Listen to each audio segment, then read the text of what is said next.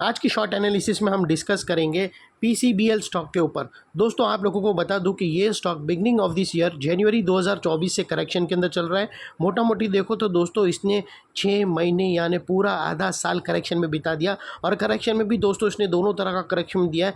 इसने price wise correction भी दिया है और टाइम वाइज करेक्शन भी दिया है। मोस्टली इसने प्राइस वाइज करेक्शन दिया है। और प्राइस वाइज करेक्शन के अंदर अगर आप देखो तो दोस्तों इसने इलियड वेव के डबल जिगजैग पैटर्न के थ्रू करेक्ट हुआ है डाउन साइड, और उसके बाद टाइम वाइज करेक्शन में ये साइडवेज जाकर एक बेस बनाया स्ट्रॉन्ग और अल्टीमेटली इसको ब्रेकआउट दिया है। और फिलहाल ये स्टॉक को देखो तो दोस्तों मल्टीपल पॉजिटिव फैक्टर्स एक साथ बने। ये स्टॉक के अंदर दोस्तों एक strong downward sloping parallel channel थी जो बहुत बड़ा रेजिस्टेंस का काम कर रही थी। अल्टीमेटली स्टॉक ने उसको ब्रेकआउट किया है।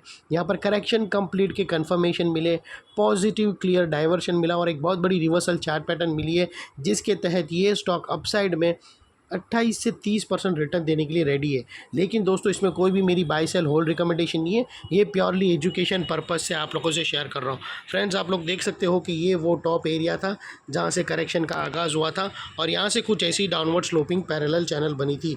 और स्टॉक जब तक ये डाउनवर्ड स्लोपिंग पैरेलल चैनल में था इसके अंदर back to back lower lows hit होते गए। दोस्तों अगर आप देखो तो पहला लोअर लोज यहाँ हीट हुआ, सेकंड लोअर लोज यहाँ पर हीट हुआ, थर्ड लोअर लोज यहाँ हीट हुआ और फोर्थ लोअर लोज यहाँ हीट हुआ। और जैसे ही दोस्तों downward sloping parallel channel upside में ब्रेकआउट हुई, उसने मल्टीपल हायर हाइस को एक साथ ब्रेक करके उसके above high volume sustain closing देकर कंफर्म कर दिया करेक्शन इज़ कंप्लीटेड। यहाँ पर दो बड़ी चीज़ एक साथ हमें मिलती है दोस्तों। पहला तो इसने डाउनवर्ड स्लोपिंग पैरेलल चैनल को अपसाइड में ब्रेक किया, जिसके वजह से जो कंटिन्यू डाउन साइड गिरावट चल रही थी वो अल्टीमेटली रुक गई।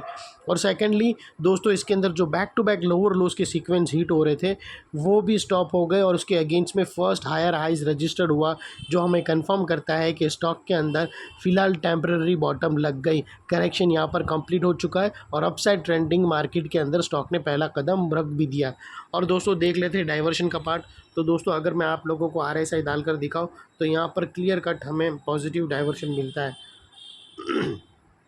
दोस्तों अगर आप प्राइस एक्शन के लोअर लोज के स्विंग देखो ना तो दोस्तों वो डाउन साइड में टिल्ट हुए हैं, और वो ही RSI के देखो तो दोस्तों वो फ्लैट है।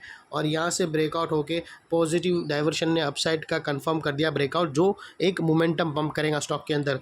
और सेकेंडली दोस्तों अगर आप देखो तो यहाँ पर बेहतरीन रिवर्सल चार्ट पैटर्न मिली है। दोस्तों अगर मैं आप लोगों को बता दूँ तो यहाँ पर आप विटनेस कर सकते हो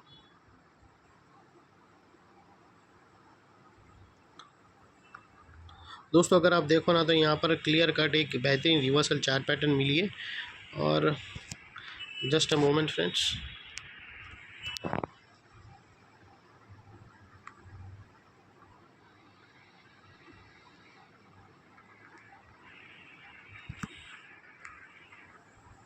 दोस्तों अगर आप देखो ना यहाँ पर तो हमें inverted head and shoulder pattern यहाँ से ब्रेकआउट होते हुए मिली है।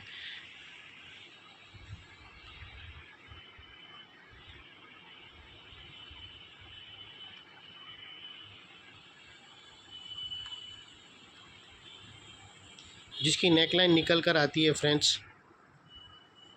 280 के आसपास नेकलाइन निकल कर आती है। दोस्तों आप लोग देख सकते हो कि ये clear cut inverted head and shoulder pattern हमें मिली है और यहाँ से वो ऑलरेडी नेकलाइन के थ्रू ब्रेकआउट भी हो चुकी है। और ये जो इनसाइड रेंज है inverted head and shoulder pattern का दोस्तों वो 28 से 30% है, जो यहाँ से ब्रेकआउट होने के बाद अनदर 25 टू 28% रनअप देगा। और वो लिहाज से अगर आप स्टॉक का अभी नेक्स्ट टारगेट देखो तो दोस्तों 350 का स्टॉक का नेक्स्ट टारगेट है। 350 का स्टॉक का नेक्स्ट टारगेट है और ये टारगेट रीच होने से पहले बीच में कुछ रेजिस्टेंस है जो स्टॉक फेस करेगा, जिसको हम ब्लू में कर देते हैं।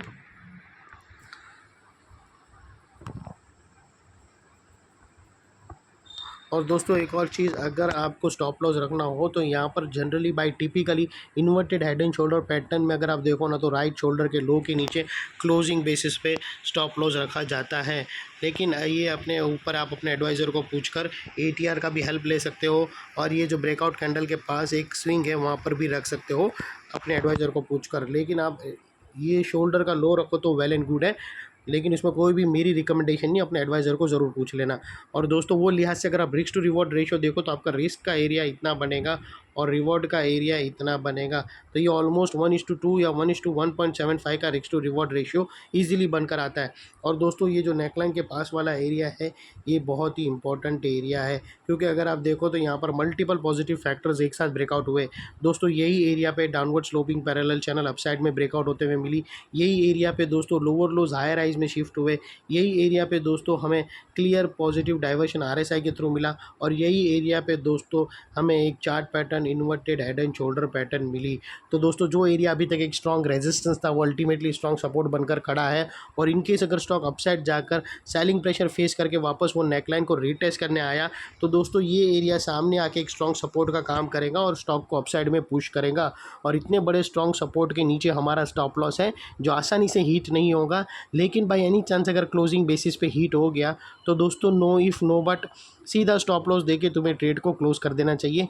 ये थी हमारी एनालिसिस। अच्छी लगे तो प्लीज़ मेरी चैनल को लाइक शेयर सब्सक्राइब करना और अपने फैमिली फ्रेंड्स रिलेटिव को ज़रूर शेयर करना। Thank you.